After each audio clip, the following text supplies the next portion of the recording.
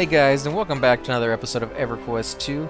We're going to go ahead and talk to Belka Thunderheart again and see what she wants on the next line of quests that she has for us. So let's go ahead and see. Well met. So now that you're back, I think I can let you in on the plan. Based off your experiences dealing with nearby basilisk, we have a better understanding of the creature. So my choices are, what do you mean by understanding? Tell me what we've learned, or the only understanding I have is that you've wasted my time, goodbye. So we're going to go ahead and ask her, what do you mean by an understanding? We know they're ferocious fighters. We know they're feral. Finally, we know that they're fending off any that approach their nest. These nests are full of unhatched young. You see what I'm getting at? Only one question remains. What question would that be? Can they be tamed? You had me fighting them to see if they were mean. I could have told you that just by looking at them. So I'm going to go ahead and not be sarcastic on this one and just say, what question would that be? If we can raise the little nippers into loyal allies that'll fight the orcs alongside us. So OIC, or I'm not sure that's feasible, count me out. So I'm going to say OIC. My cousin Frostpaw was an animal tamer. He's always had a pack of trained direwolves at his side. Those hounds were instrumental in holding back the Crummoth, and therefore Basilisk could be instrumental in holding back the Rygor. You probably don't know the first thing about animal training. I'm leaving. So we're going to go ahead and say, okay, we agree. If he could tame those wolves, I'm betting we could tame the Basilisk. You probably guess what I'm going to ask next. Someone needs to harvest those eggs. I'm through with this menial labor. Goodbye. So, domesticating is the new survivalism. And this is a level 15 quest. It's a little higher than I am, level 13, but we're going to go ahead and see if we can do it. Belka Thunderheart has asked me to harvest several frostbiter ballistic eggs. She believes the young basilisk can be trained to fight for the Coldane. The basilisk nest can be found to the east of the Great Shelf, along the shoreline past the battlefield. So it always tells you where you need to go, or at least a general area that you should be looking. So we'll get at least 13 silver, 23 copper, and this little wrist for a fighter. Since I'm playing a fighter's class, it will be geared towards whatever class you happen to be playing at the moment. It's 8 strength, 9 agility, 8 stamina, and 3 weapon skill. So we're going to go ahead and accept. I don't expect the adult basilisk will take kindly to ye poking around in their nests, so prepare for a fight, and thank you in advance for help. You're a reliable, generous sort, and it'd be a bleak world without you. You can count on me. We all do what we can. So let's go ahead and head out here into the world. Go ahead and find ourselves some of these little basilisk eggs that they're talking about, which I believe are just straight down here. Remember to watch out for these Rygors. If you're familiar with the area by now, doing all these quests, you know they're ready to attack, although they're not that hard to kill. You also have these ice slurries over here, but they are not ready to attack as well, so not a big deal. I'm going to run over here and pick up the shiny while we're running. But you can see on the map exactly where they want us to go. And you're looking for eggs, so you need to find a nest first. And the nests are going to be basically craters in the ground that the animals have carved out. I already have that, so I'm going to leave that for anybody who needs it. These are nests that the animals have carved out, and they're defending for the most part. Now, if you're very careful, you manage to roam around a little bit, you can find places where the animals are not, such as this right here. And these are the eggs right here on the ground.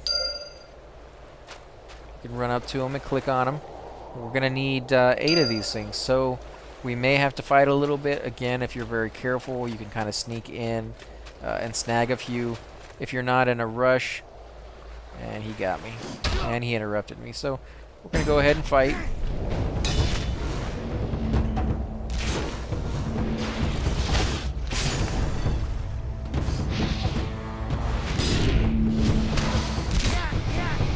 But if you're not in a rush, like I was saying, you can even come back again and again to the same nest that's not being guarded.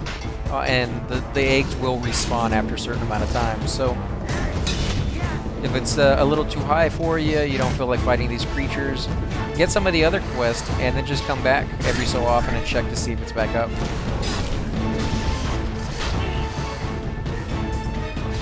and I've gone ahead and got an ad.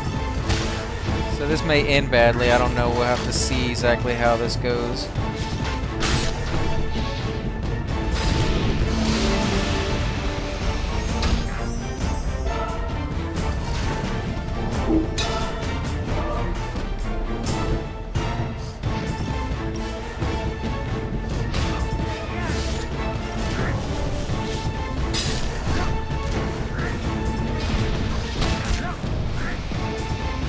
I'm not sure why I got AA for killing that creature. Oh, I know. Because I have 50% of the experience I'm earning going into AAs. Now, you don't have to do that. It's just a nice thing to do because it slows down how fast you'll level in a certain area so that you can do more quests there, as well as giving you experience into AAs, which you definitely need later on in the game. At higher levels, groups will just expect you to have at least a certain amount of AAs to be useful. AA abilities I haven't gone into very in depth, but I'll show you guys a video on that as well and talk about why you need those. For now, I think I'm going to have to pull this creature. Check your life, make sure you're always full life before you start a fight if it's going to be tough. It's not something you want to have an oversight in. Remember to use your heroic opportunity spells. They do a significant amount of more damage.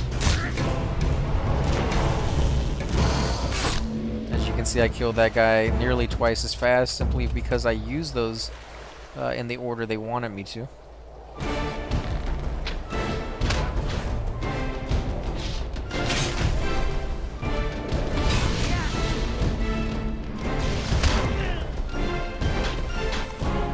Remember to use your taunt. Even though I'm the only one here, using my taunt will allow me to upgrade it. And we got a new... yeah, it's not as good, but it's a tunable, which means I can take it, and I can give it to a low level I find, or I can sell it on the broker. That's 4 out of 8.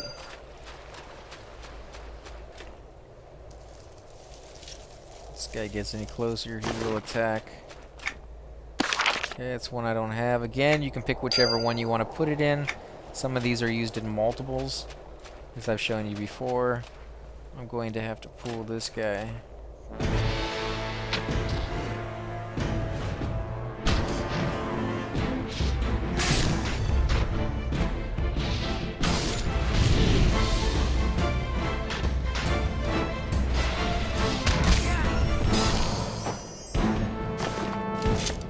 There you go, your reptile eye, reptile scales, which is just miscellaneous junk loot that you can sell to vendors for a little bit of extra coin. And as you can see back in the distance, the original den, the original nest that I found the first eggs in, which I'm running back to, have already respawned, as well as these secondary ones that I got right afterwards.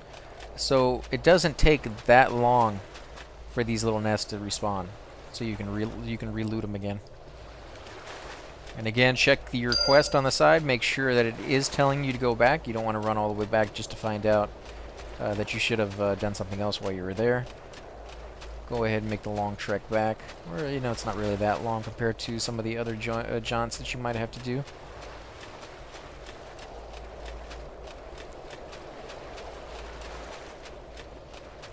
I love the sound here in this zone, the wind, and the sound that your feet make when you're running on the snow. I live in Houston, so we never get to see snow, so it's kind of nice. Those of you who live in a snowy area may want to avoid zones like this. There are plenty of other zones that you can go and hunt on the beach, or in very humid climates or hot climates, it looks like. For those of you who enjoy that kind of thing, I kind of like rain and snow zones, so if you like that, you'll be seeing quite a bit of that for the videos I do, as I tend to favor those zones more than anything else. So let's go ahead and talk to Belka and see what she has to say. Hello. Oh, look at all those basilisk eggs you brought. They're going to hatch and then grow up to be the cutest nippers. I'm naming that one Lockjaw.